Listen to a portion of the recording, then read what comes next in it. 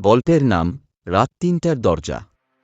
স্থান চট্টগ্রামের পাহাড় ঘেরা এক ছোট গ্রাম ঝর্ণাঘাটা। গ্রামটি খুবই নিরিবিলি, কিন্তু একটি জিনিস নিয়ে সবার মনে ভীতি, এক পুরনো কাঠের বাড়ি যার ভেতরে রয়েছে একটা ঘর যেটার দরজা শুধু রাত ৩টায় নিজে থেকে খুলে যায়। বাড়ির নাম রায়বাড়ি। বহু বছর আগে এক জমিদারের কন্যা ভাগ্যলক্ষ্মী সেই ঘরে আত্মহত্যা করেন। এরপর থেকেই প্রতিদিন রাত ৩টায় দরজাটি নিজে থেকে খোলে, আর ঘরের ভেতর থেকে ভেসে আসে বিষণ্ণ হাসির শব্দ।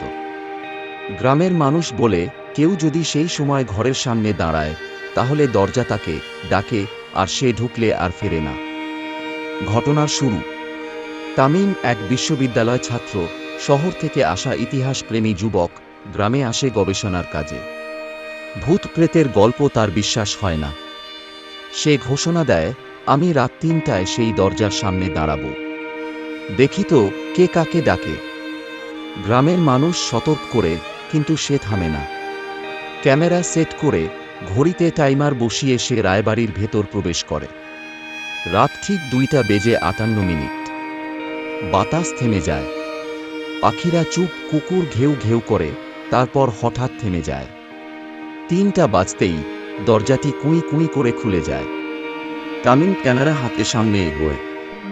ঘরের ভেতর অন্ধকার, শুধু মাঝখানে একটি আয়না। আয়নায় নিজের প্রতিফলন দেখে সে এগোয়, কিন্তু ধীরে ধীরে তার প্রতিফলন নিজের মতো আচরণ করে না। আয়নার ভেতরের তামিম হঠাৎ হাসে, তারপর হাত বাড়িয়ে আয়না ফুঁড়ে বেরিয়ে আসে। তুমি আমার জায়গায় এসেছ, ফিসফিস করে আয়নার তামিম, এখন আমি বাইরে যাব, আর তুমি চিরদিন আমার জায়গায় থাকবে। আসল তামিম চিৎকার করলেও কেউ শুনতে পায় না। পরদিন ক্যামেরায় দেখা যায় তামিম দরজার সামনে দাঁড়িয়ে আয়নার দিকে তাকিয়ে হাসছে, কিন্তু তার চোখে নেই সেই চেনা স্পার্ক। তার বন্ধুরা বলে কিছু একটা বদলে গেছে, এবং সেদিন রাত থেকে গ্রামের লোকেরা বলে রায়বাড়ির আয়নার ভেতর এখন দুজন ছায়া দেখা যায়, একজন ঢুকেছে, আরেকজন বেরিয়েছে।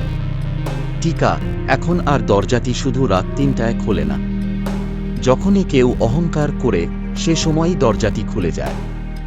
ডাক আসে, আর কেউ একজন তার জায়গা হারিয়ে ফেলে চিরদিনের মতো। গল্পটি ভালো লাগলে একটি লাইক করুন।